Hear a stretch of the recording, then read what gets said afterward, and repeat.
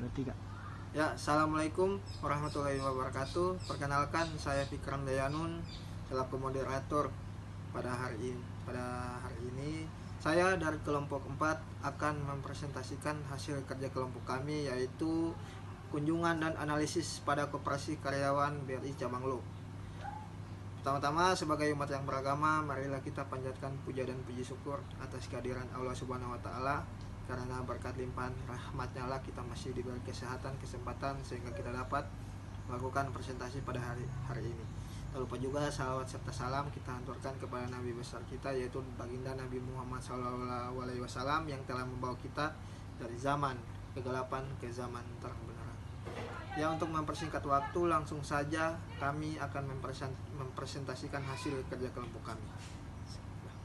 Baik, latar belakang koperasi adalah badan usaha yang beranggotakan individu atau badan hukum berdasarkan prinsip koperasi dan asas kekeluargaan. Di Indonesia, koperasi berperan penting dalam pertumbuhan ekonomi dan peningkatan kesejahteraan masyarakat, terutama di kalangan menengah ke bawah.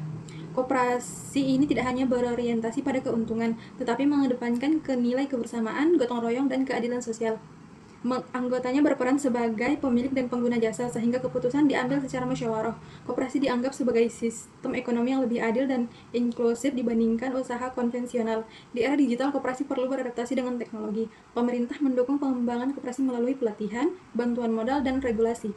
Di Kabupaten Banggai Kepulauan, khususnya Luhuk, koperasi berperan penting dalam meningkatkan kesejahteraan masyarakat melalui akses modal, pelatihan, dan pengembangan UMKM. Selanjutnya, profil Koperasi Karyawan BRI Cabang Luhuk. Koperasi Karyawan BRI Cabang Luhuk merupakan koperasi primer yang didirikan oleh PT Bank Rakyat Indonesia untuk meningkatkan kesejahteraan karyawan.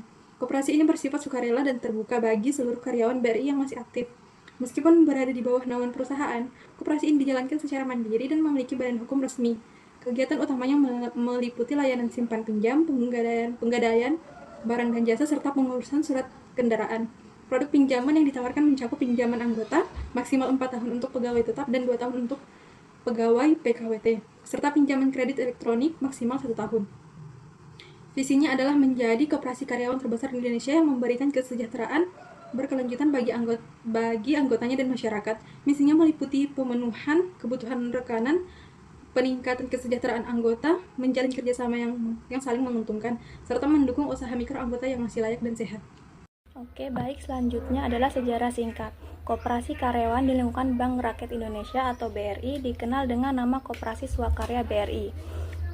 Koperasi ini dibentuk sebagai wujud komitmen BRI dalam meningkatkan kesejahteraan pegawainya melalui sistem koperasi yang demokratis dan berasaskan kekeluargaan. Secara umum, Koperasi Karyawan BRI mulai dirintis sejak era 1980-an, ketika muncul kesadaran akan pentingnya wadah ekonomi internal bagi pegawai, khususnya dalam hal penyediaan layanan simpan pinjam serta kebutuhan barang konsumsi.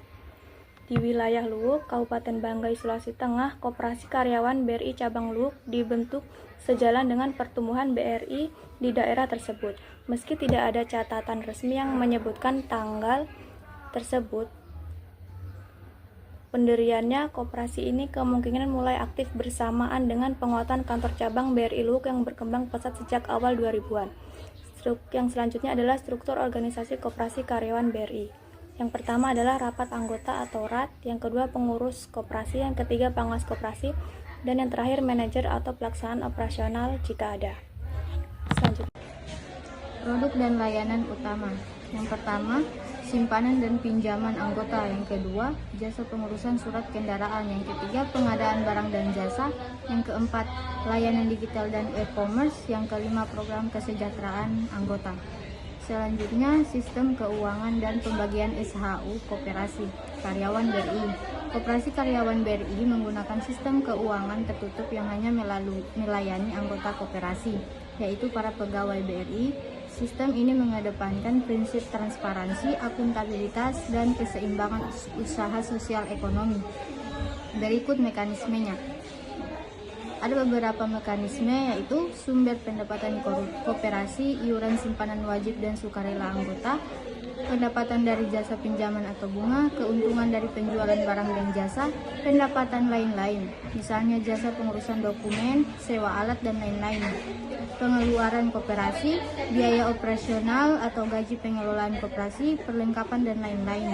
Biaya administrasi, ATK, dan pemeliharaan sistem, cadangan kas koperasi, dana sosial atau santunan anggota. Setiap transaksi keuangan dicatat secara akuntabel dan diaudit secara internal maupun eksternal, serta disampaikan dalam rapat anggota tahunan atau RAT.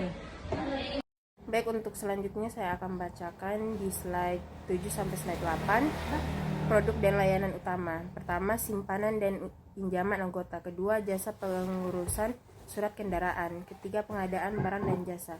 4, layanan digital dan e-commerce. 5, program kesejahteraan anggota. Selanjutnya yaitu sistem keuangan dan pembagian SHU Koperasi Karyawan BRI. Koperasi Karyawan BRI menggunakan sistem keuangan tertutup yang hanya melayani anggota koperasi, yaitu para pegawai BRI. Sistem ini mengedepankan prinsip transparansi, akuntabilitas, dan keseimbangan usaha sosial ekonomi. Berikut mekanismenya. Pertama, sumber pendapatan koperasi. Kedua, iuran, simpanan wajib dan sukarela anggota. Ketiga, pendapatan dari jasa pinjaman atau bunga. Keempat, keuntungan dari penjualan barang dan jasa. Kelima, pendapatan lain-lain, misalnya jasa kepengurusan dokumen, sewa alat, dan lain-lain. Pengeluaran koperasi, biaya operasional atau gaji pengelola koperasi, perlengkapan, dan lain-lain. Biaya administrasi, ATK, dan pemeliharaan sistem, cadangan kas koperasi, dana sosial, dan santunan anggota. Setiap transaksi keuangan dicatat secara akuntabel dan diaudit secara internal maupun eksternal, serta disampaikan dalam rapat anggota tahunan atau RAT. Selanjutnya saya serahkan kepada moderator. Oke, baik, saya akan melanjutkan materi tentang tantangan dan solusi yang diterapkan. Yang pertama, tantangan ekonomi dan keuangan. Yang kedua, tantangan persaingan dengan lembaga keuangan lain. Yang ketiga, peningkatan kualitas layanan dan teknologi. Yang keempat, keterbatasan sumber daya manusia. Yang kelima, masalah sosial dan keterbatasan anggota. Yang terakhir, ketergantungan pada sumber daya eksternal. Kemudian solusi yang diterapkan oleh Koperasi Karyawan BRI yaitu pengelolaan keuangan yang lebih cermat dan transparan. Meningkatkan pemantauan dan pengawasan keuangan secara lebih ketat dengan menggunakan sistem akuntansi berbasis teknologi. Yang kedua, peningkatan kualitas layanan pinjam. Suku bunga yang kompetitif dan batasan pinjaman yang jelas agar anggota merasa lebih terjamin dan koperasi tetap sehat secara finansial. Yang ketiga, meningkatkan kemudahan akses layanan.